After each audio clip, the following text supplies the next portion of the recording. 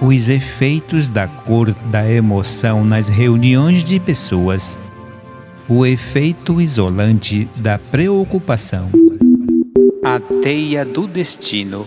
Segunda parte.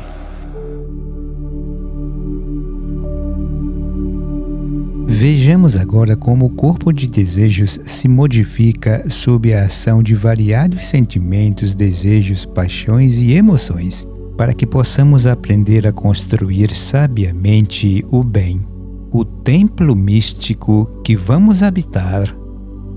Ao estudarmos uma das ciências físicas, seja anatomia ou arquitetura, que tratam de coisas tangíveis, nossa tarefa é facilitada pelo fato de termos palavras com que descrever as coisas de que tratamos.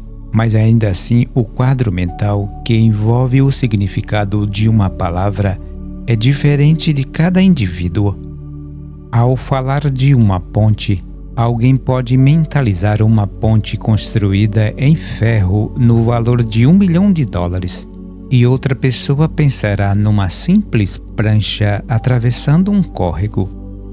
A dificuldade que sentimos em produzir impressões adequadas do que queremos dizer aumenta logo que tentamos exprimir ideias referentes às forças intangíveis da natureza, tal como a eletricidade.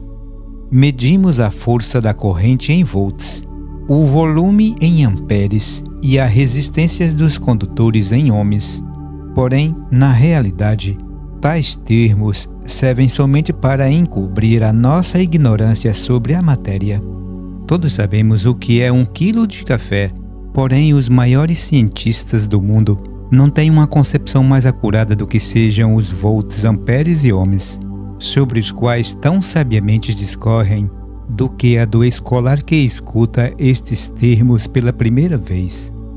Não nos surpreendemos quando os assuntos suprafísicos são frequentemente descritos em termos vagos e desorientadores, pois não possuímos palavras em qualquer linguagem física para descrever claramente estes assuntos, e temos de confessar a nossa impotência e perplexidade por não encontrarmos termos adequados para expressar-nos a respeito deles.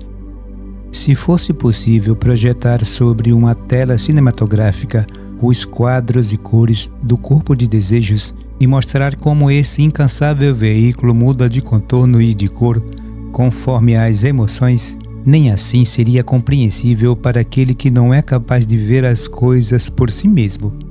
Isso porque os veículos de qualquer ser humano diferem dos demais na medida em que responde a certas emoções. Aquilo que induz alguém a sentir um intenso amor, ódio, raiva, medo ou qualquer outra emoção pode deixar um outro absolutamente insensível. Inúmeras vezes o autor observou as multidões para estabelecer comparações a este respeito, e encontrou sempre algo surpreendente, novo e diferente do que havia observado antes. Certa ocasião, um demagogo se esforçava em incitar um sindicato de trabalhadores à greve. Ele mesmo achava-se vivamente exaltado, e, ainda que a cor básica laranja escuro fosse perceptível naquele momento, estava quase obscurecida por uma cor escarlate de matiz mais brilhante, e o contorno de seu corpo de desejos era quase como um de um porco-espinho com as pontas eriçadas. Existia um potente elemento de oposição naquela reunião e, à medida que falava, podia-se distinguir claramente as duas facções pelas cores de suas respectivas auras. Um grupo de homens mostrava o escarlate da raiva. Porém, no outro grupo, esta cor estava mesclada com o cinza, a cor do medo. Era também digno de nota o fato de que, ainda que os homens de cor cinza estivessem em minoria, os outros ganhavam a partida, porque cada medroso se acreditava sozinho, ou pelo menos com poucos defensores, e, por conseguinte, temia defender sua própria opinião.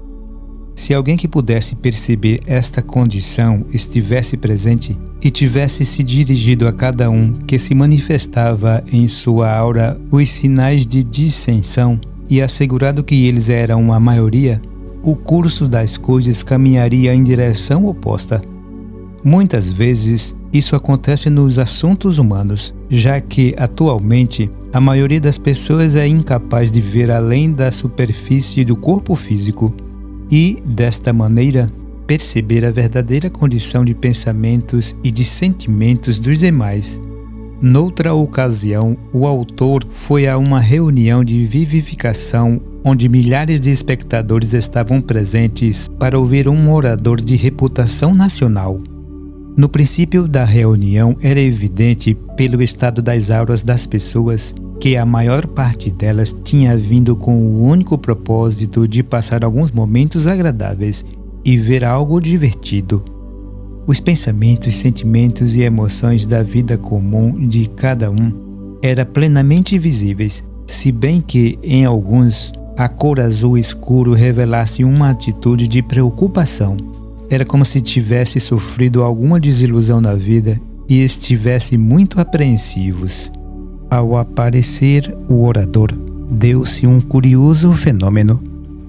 Sabemos que os corpos de desejos estão usualmente num estado de movimento constante.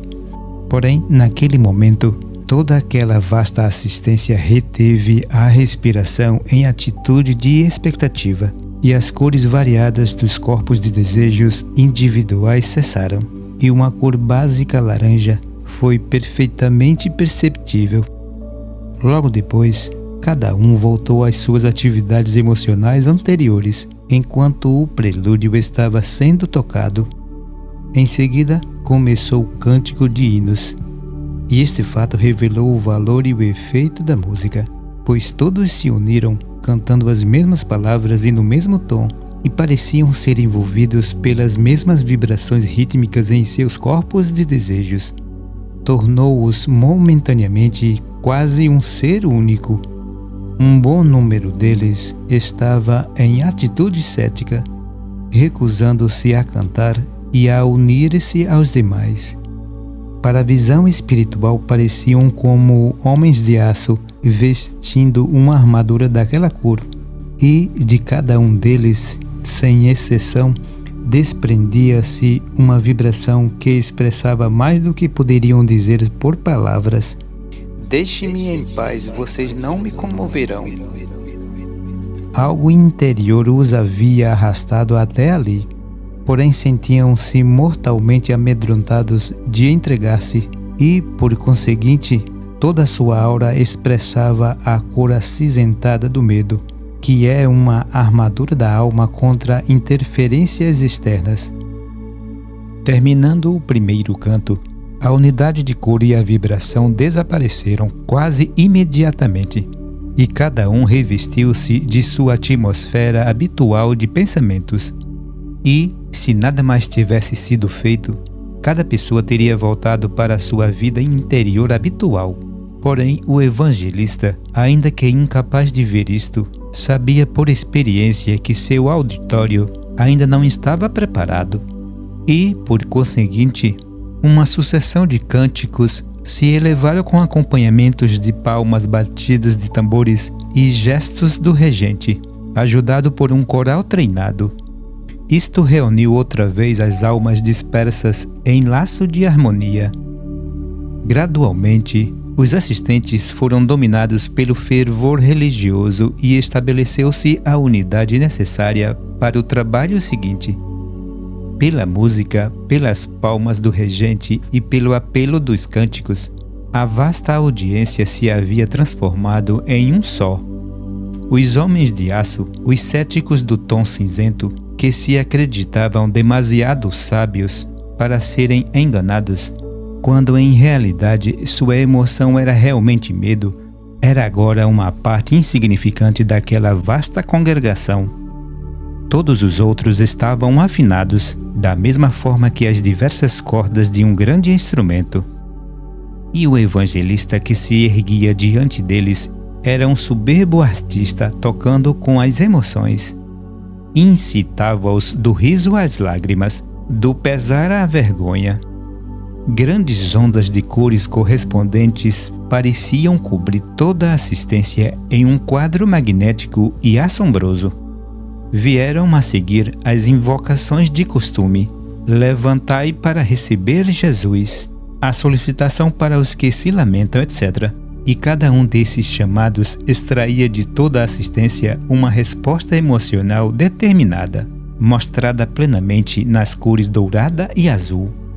Seguiram-se mais cânticos, mais palmas e gesticulações momentaneamente que trouxeram a unidade e deram àquela assembleia uma experiência parecida com o sentimento de fraternidade universal e a realidade da paternidade de Deus. As únicas pessoas sobre quem a música não surtiu efeito foram os indivíduos revestidos da armadura azul de aço do medo. Esta cor parece impenetrável a qualquer emoção, e, ainda que o sentimento experimentado pela grande maioria fosse relativamente fugaz, as pessoas se beneficiaram com a revivificação acentuando aqueles homens de aço.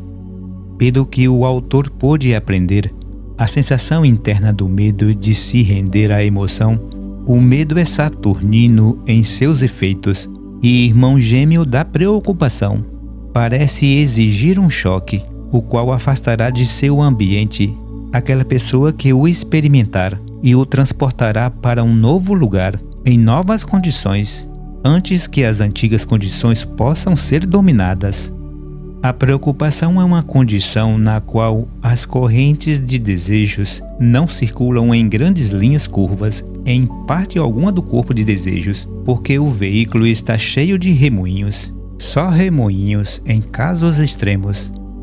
A pessoa assim afetada não se esforça para atuar em coisa alguma, vê calamidade onde não existem e, em vez de gerar correntes que a levem à ação para evitar o que lhe produz medo, alimenta pensamentos inquietantes que produzem um remoinho em seu corpo de desejos e, em consequência, ela nada faz. Esta condição de preocupação no corpo de desejos pode ser comparada à água que está próxima do congelamento sob uma temperatura baixa. O medo, que se expressa como ceticismo, cinismo e pessimismo, pode ser comparado a esta mesma água quando já congelada, porque o corpo de desejos dessas pessoas está quase sem movimento e nada do que se possa dizer ou fazer terá poder de alterar essa condição. Para usar uma expressão comum que traduz exatamente essa condição, diremos que estão presos em uma concha, e esta concha saturnina deverá ser rompida antes que se possa chegar a esses indivíduos e ajudá-los em seu deplorável estado. Esses sentimentos saturninos de medo e de preocupação são comumente causados pela apreensão dos que sofrem dificuldades econômicas ou sociais. Talvez tenha prejuízo neste investimento que acabo de fazer, pois pode baixar a cotação ou até desvalorizar-se totalmente. Posso perder meu emprego e encontrar-me subitamente na miséria. Tudo o que empreendo parece dar errado. Meus vizinhos falam mal de mim e tratam de prejudicar minha posição social. Meu marido ou mulher não se preocupa mais comigo. Meus filhos se mostram displicentes. Estas e outras ideias semelhantes se apresentam sempre à sua mente. Ele deveria lembrar-se que cada vez que um desses pensamentos é gerado e introduzido em seu interior, estará ajudando a congelar as correntes de seu corpo de desejos e a construir ao seu redor uma concha de aço de cor azul. A pessoa que habitualmente alimenta o medo e a preocupação encontrar-se-á algum dia encerrada e isolada do amor, da simpatia e da ajuda de todos. Por conseguinte, devemos nos esforçar por ser alegres, ainda que em circunstâncias adversas, a menos que queiramos correr o risco de permanecer em tristes condições aqui e na vida futura. É muito fácil estar contente quando a vida flui como uma canção, mas o homem digno e valente é aquele que sorri quando tudo é provação.